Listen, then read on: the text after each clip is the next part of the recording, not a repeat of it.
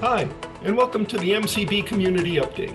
My name's Eric Joseph. I'm the Executive Director of the Audible Local Ledger, located in beautiful Mashpee, Massachusetts.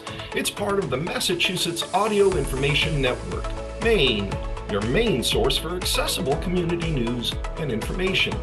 We bring local news and information to the blind and print disabled across the state. As part of this podcast, we'll interview the Commissioner, John Oliveira, of the Mass Commission for the Blind, quarterly. And in the intervening months, we'll bring experts who have a lot to offer to our community. And we'll listen to what they have to say, we'll ask them some probing questions, and hopefully we'll all learn together. We welcome your feedback and hope you enjoy our series of interviews. And now, without further ado, here is the MCB Community Update. Good morning. Our guest this month on the MCB Community Update is Program Supervisor of the Randolph-Sheppard Vending Facilities Program for MCB, Laurie Korazcyk. I'm eager to speak with Laurie today because while I've been involved with reading services for almost 15 years, 10 of them as a volunteer, 5 as an executive director, I really don't know much about this particular program or these services, and I love learning about new stuff, new services that might be helpful to our listeners. So let's dig in. Laurie, how are you this morning? I'm well, Eric. How are you? I'm great. I am great. Thanks for joining us. So let's start with, perhaps you can tell us a little bit about how you came to your position at MCB. Is this something that you always aspired to, or have you always worked with nonprofits or been involved with people with disabilities? How'd you get to where you are right now? I have an interesting start, Eric. I started off in finance and insurance in the private sector.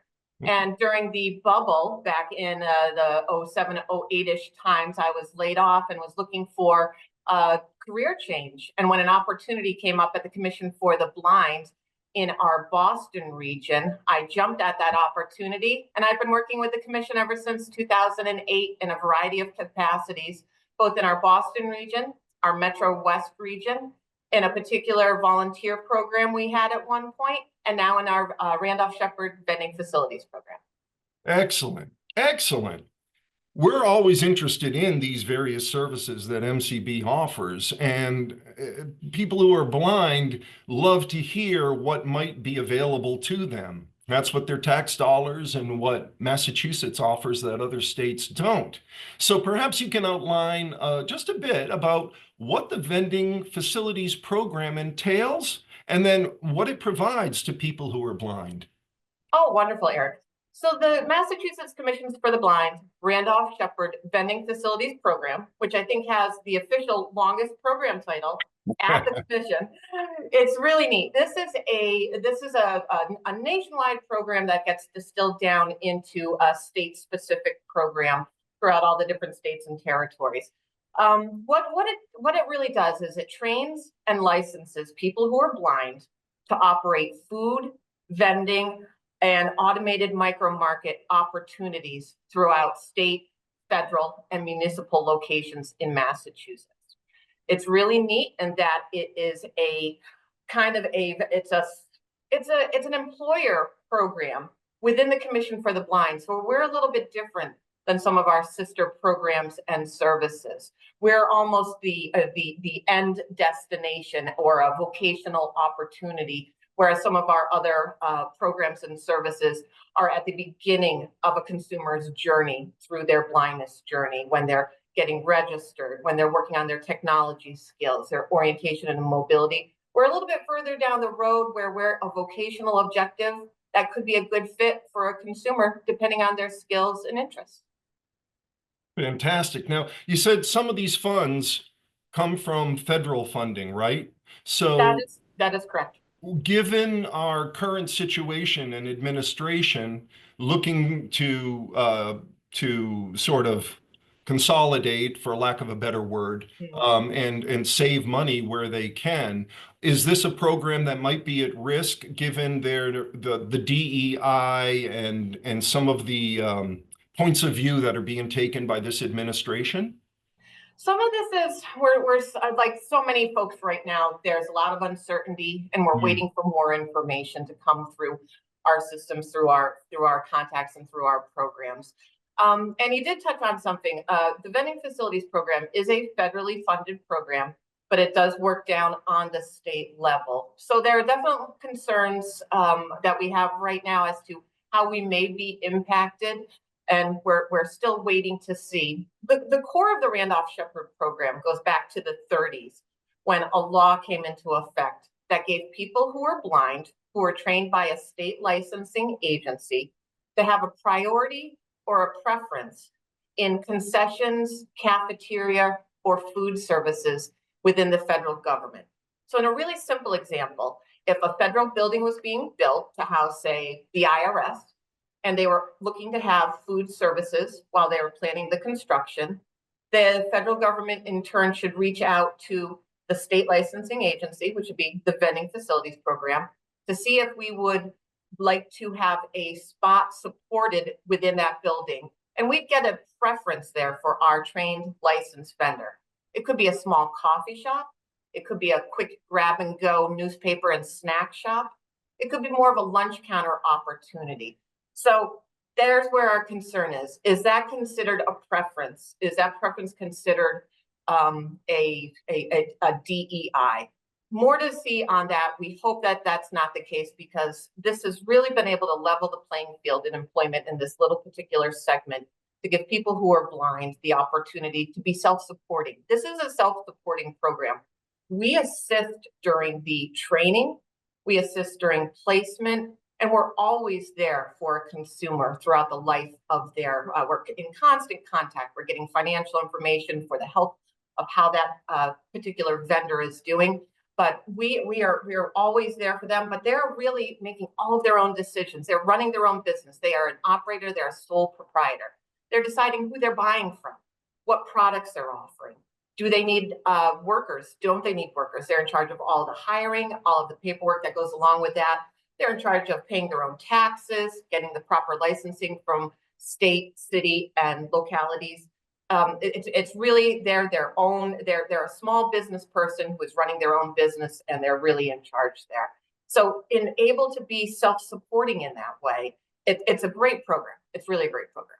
It sounds tremendous. I mean, the independence that you are giving to people who are struggling to find independence is just wonderful. So fingers crossed that things go well and that things settle down a little bit. I guess that's probably the best way to put it.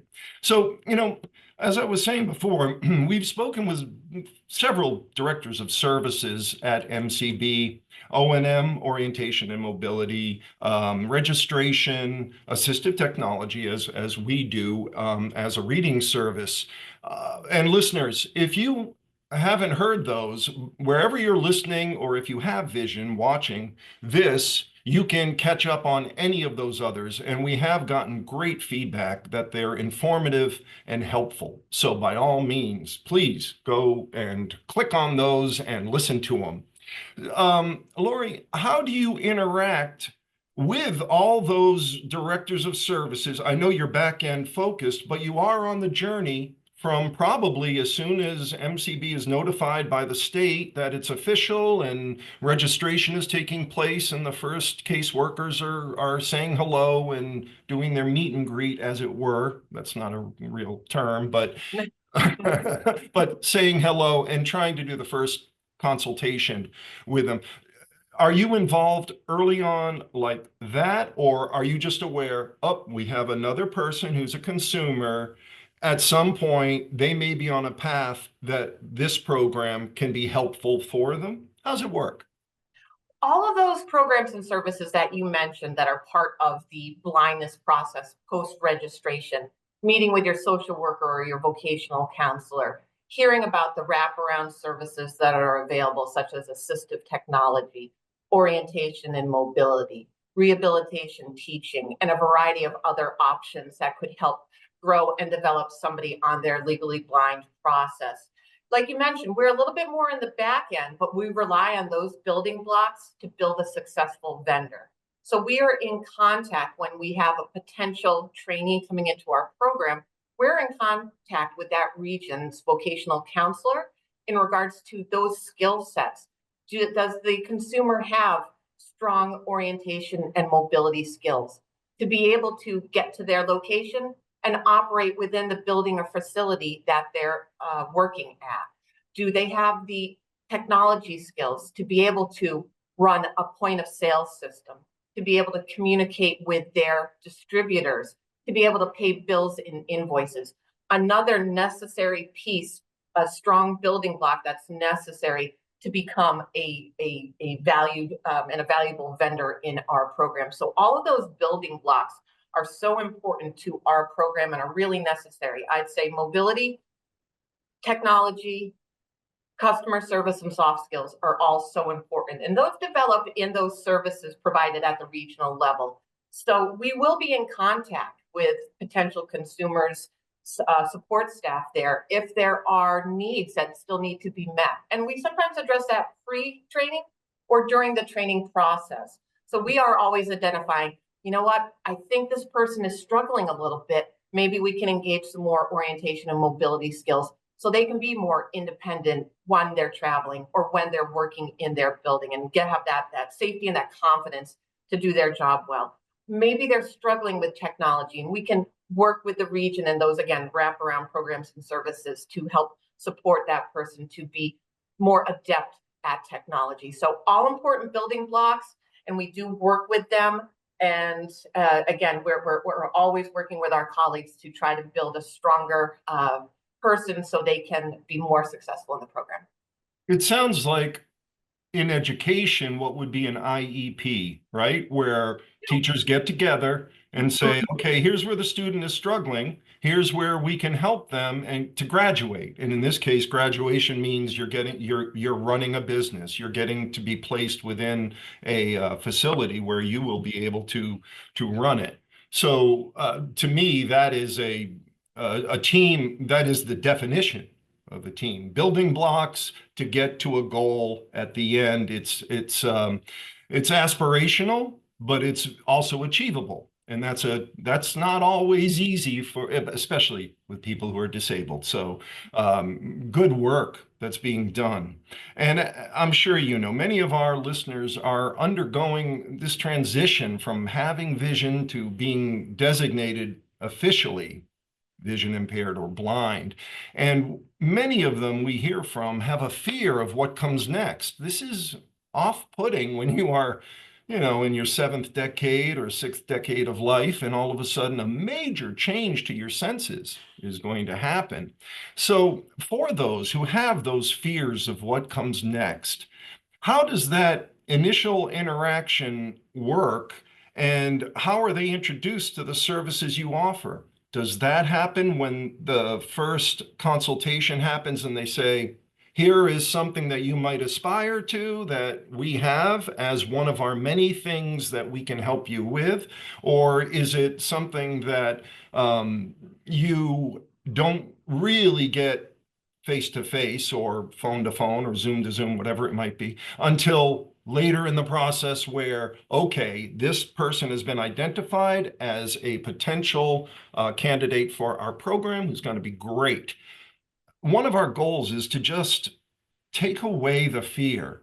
And we find demystifying the processes that go on with these services can often be very, very informative in doing so.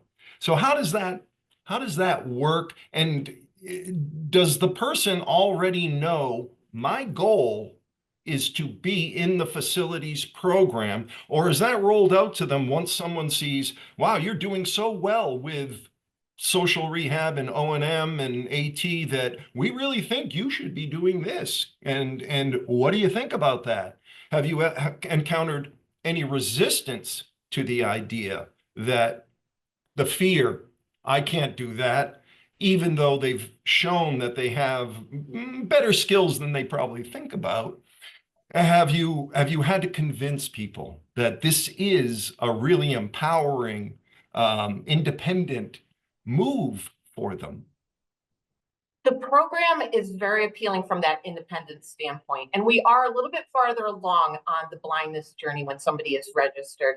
We might be mentioned, our particular program might be mentioned at some of the initial intakes in a very general manner, But there's so much that, and everybody's on a different journey. Everybody has their different path that they're following through registration and then learning how to operate in this new world that they're living in. So we are relying, my team, we rely on my incredibly talented colleagues over in our vocational rehabilitation services and our social services to work with that consumer and work them through those things, whether it's through counseling, it's through training, it's getting your confidence as you start taking your orientation and mobility lessons. We're a little bit farther down the road when that consumer has been has reached that point with that confidence. And they're usually ready at that point to hear a little bit more about job and vocational opportunities. Getting that confidence with your travel, with your independence, with being able to function at the activities of daily living within your own home, then you can start seeing that future. Hey, I was working in this industry prior to my diagnosis and registration as legally blind. I don't think I want to go in directly in that direction, but I could build on my skills as maybe a manager in a small company. And I could take those skills that I had and I could build on that as an independent operator in the vending facilities program. So yes, we're usually mentioned at the beginning, but we're really focused on a little bit farther into the journey after our consumers have worked again with our great staff to build those skill sets and build that confidence and build that understanding. And that's when we come in. So how many people are, how big is the program? That's something that I should have asked right away. I should have asked that question, is how many people are engaged in this program? Well, we've gone through a lot of iterations over history, and some of this is historical. So looking back and seeing where we were and how we've developed. This was again, back, I don't want to say back in the day, but back in the day, when this program was first established. Again, we were in state and federal buildings. The landscape was different then. It was very office work, cubicle desks, a lot of people in there. Hybrid work wasn't even a consideration. People worked Monday through Friday, 9 to 5, and they utilized the services within their state or federal building, whether it be a cup of coffee, they were grabbing a sandwich, they were grabbing a snack at the end of the day. We're so closely tied to the restaurant industry. As the restaurant world and the food service world has grown, changed, evolved over the years, if you remember back to even, gosh, the 80s and 90s, you didn't see the presence of other organizations like Starbucks, Dunkin' Donuts, Sweetgreens. They weren't a dime a dozen. Sometimes your only option at work was you brown bagged it, or you stopped at your local, the little vending location right there in your building. Now there are so many options, and we've had to kind of move along with those different changes in the industry. We've had to accept that we're not always the only game in town inside of a building or on a block. Imagine on Causeway Street, where we might have a location in a federal building, so many options are out there. So how do we change and how do we pivot and how do we make ourselves appealing, indispensable, a part of that building so people keep coming to us? So we've gone through those evolutions. So we've dealt with more competition. We've dealt with more ways for people to get their food and their service delivery. These days, you don't even have to leave your desk. You could dial up an app. You could order something. It could get delivered right to your office's front door. So those are all changes that we're working through and going through. We've expanded. We've contracted. And again, we're looking at the most recent type of changes post-COVID world. We're looking at a huge major change during COVID and after COVID. It affected both the working population and the restaurant/food industry. Everybody's familiar with the contractions in the food industry, places closing down, places restricting their hours, difficulty in finding workers who are skilled and talented in being able to do that. We've run through those changes as well. So we're trying to adapt. We're doing more things with technology. That's something that's new and interesting in the vending facilities program. Most folks, when they hear about a vending machine or an automated option, I think they think either of to old detective TV shows where somebody's buying a cup of mud for a quarter at the vending machine, or they're buying a tuna sandwich from the circle of death at the basement of the hospital. The world has changed so much now, and we see that all around us. Automated options are there for fresh food, and it's a great way for us to say, well, if we had a building that had 1,200 people in it, and we had a live vendor in there, and they provided services, and they had 2 workers and the business was going great. Post-COVID, the look might be, maybe there's only 400 people in the building on a given day. Can't afford to hire workers anymore. I'm working by myself, but I might bring in some automated options to work for me all the time and supply those services to the people that I work in this building with all the time. So we're looking at those ways to grow and meet the challenges of a changing food service industry in this changing world of work. One day everybody's working from home. The next day everybody's going back to work. The day after that, it's a hybrid work schedule. So all those things affect our vendors in their environments, and we're trying to work and pivot with that as things change. So it's been a roller coaster, and we're holding on and trying to meld ourselves to the future. Yeah, it has been a very hectic time. The last 5 years have been really, really extraordinary, at least in my lifetime. And what you did was kind of answer my next question, which is some of the goals that you might have set for your team, yourself, for the people that you work with. You've told me where the direction that might be helpful will be technology, perhaps. AI may come into play in some way that's really useful. There's a lot of things being done that are terrific. But most importantly, some of that expansion or achieving those goals can't be done without enough tools to do the job, the resources, the bodies to throw against the oncoming wave that you have.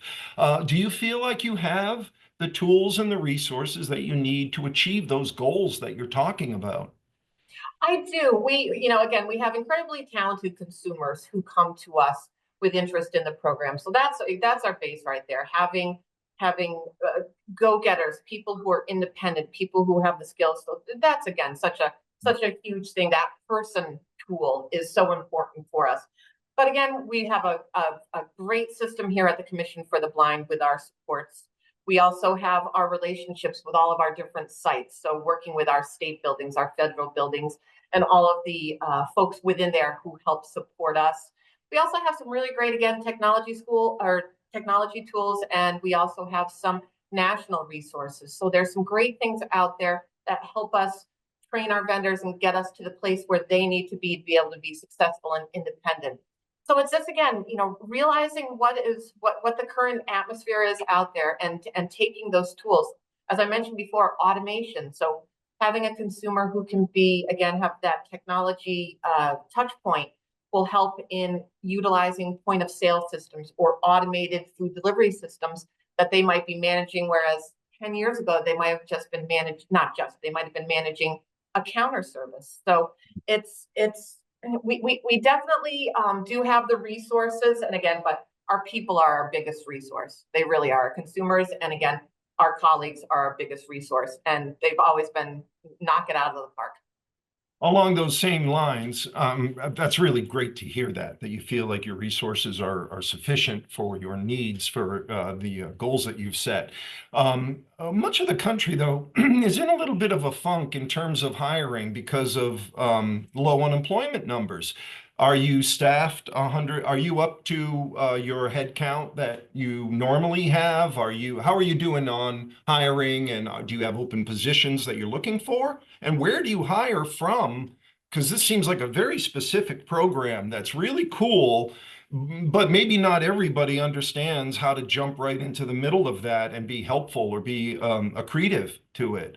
It is a very niche-y, it is a very narrow silo that we work out of. So you're right, it is definitely challenging to find the right folks in the program. Right now, what we've done in the past is we've looked to our consumer base. Sometimes we've had folks in the vending facilities program who are consumers who have moved from the operations side into the back office administration side of things, and that brings a wealth of knowledge and that understanding of what it takes as a person who's blind to do this job day to day and all that encompasses.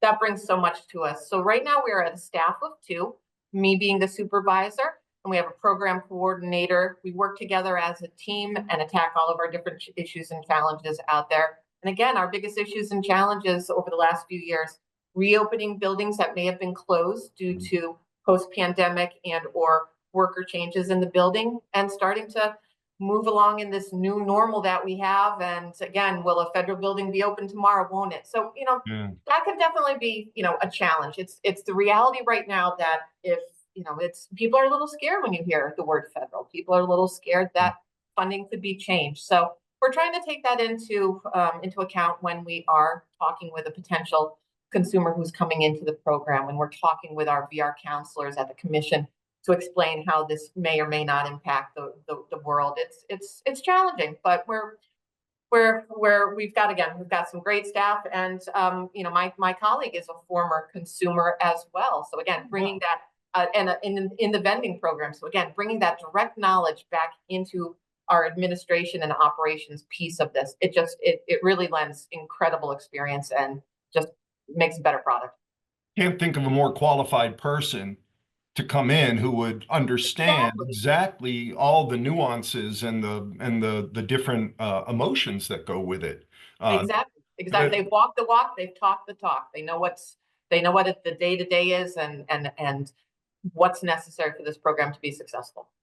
I'm just wondering is there an anecdote or a story about any single consumer that you have worked with, any of the people who have entered the program that you view as a kind of an ideal success story for how the program works? I mean, obviously, the person working with you just described is kind of the answer to that. So, but if there was maybe a consumer that is still not within the umbrella of MCB, who that you might have worked with that touched you in some personal way, or that you felt a great deal of satisfaction. And I always say there's days when you like looking in the mirror and who's looking back at you. And those are the days when you get testimonials from people who care about what you're doing, or you just feel like something was added to the world.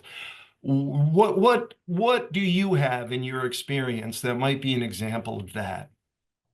There's so many different experiences over the years, and I don't want to isolate any one particular person or group or anything like that. But I've had some incredible experiences with some of our consumers who have become vendors, and seeing as they build their success. I had one particular consumer who worked a little bit in the 495 ring as a vendor, and she's one of the ones I think of that puts a smile on my face.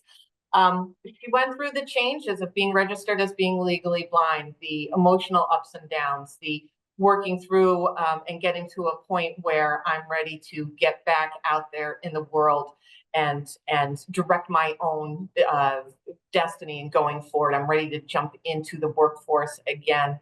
And she was just such a pleasure, always a smile on her face. She rolled with every single punch out there. Nothing beat her down. Nothing kept her down.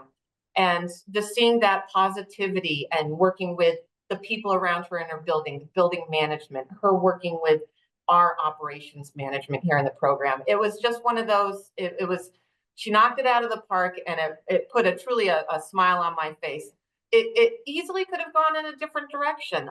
It's a little bit older in life. It would have been a challenge maybe years ago to think about re-entering the job market. She handled it with aplomb, and it was such a pleasure. So those wins, really, and the successful part of it was she worked until she decided it was time to retire and move down and get a little bit closer to some of her grandchildren. So it just puts a smile on her face that she had such a successful career. I can go back and I'll hear people talk about her to this day, and that's the impact that she left. So that's when people leave an impact in the building, and it's the gal who's just serving you a sandwich. That says a lot right there. Yeah, Laurie, you can tell from your voice, and for those with sight, the look on your face when you're describing her and that experience, that it had an effect on you. I don't want to say a profound effect on you, but it certainly looks like it's something that resonated within you. So about Laurie, we like to get a little bit of personal insight about those professionals at MCB, and this is off the beaten track of your work responsibilities. So a little bit of personal questions. What was your first concert, and what band or artist is your favorite currently?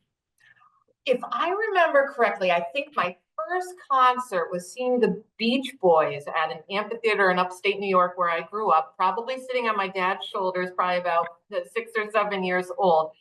I don't remember a blessed thing, but I remember my parents telling me about it. So that kind of opened me up into that. But I am a huge jam band, Grateful Dead, Fish fan.